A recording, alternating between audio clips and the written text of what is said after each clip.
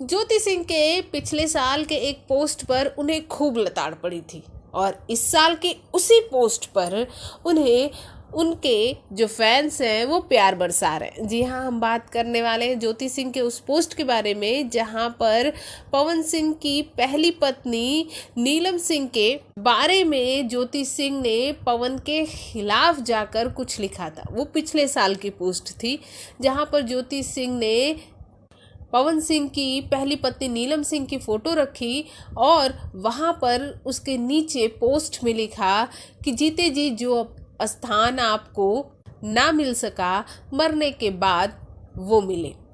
जिसे पढ़ने के बाद पवन सिंह के फैंस बहुत ही ज़्यादा भड़क गए थे ज्योति सिंह पे और फिर उसके बाद ज्योति सिंह को कुछ ही दिनों बाद उस पोस्ट को डिलीट भी करना पड़ा। और अब उसी फ़ोटो के साथ इस साल ज्योति सिंह ने 8 मार्च को एक पोस्ट किया जहां पर वो पवन सिंह की पहली पत्नी के लिए जिस तरह के बोल पवन सिंह ने लिखे हैं सोशल मीडिया पर, ठीक उसी तरह के बोल ज्योति सिंह भी लिखती नज़र आ रही है। साथ ही साथ जो ज्योति सिंह पवन सिंह के गाने कभी भी अपने स्टोरी पर अपने पोस्ट में शेयर नहीं किया करती थी, अब वो ये भी कर रही हैं। साथ ही अपने नाम के आगे ज्योति सिंह हैशटैग तो लगाती ही हैं, पवन सिंह का भी हैशटैग वो लगाना बिल्कुल नहीं भूलती। तो इससे ये साफ जाहिर हो रहा है कि पवन सिंह के पास फिर ज्योति सिंह आना चाहती हैं।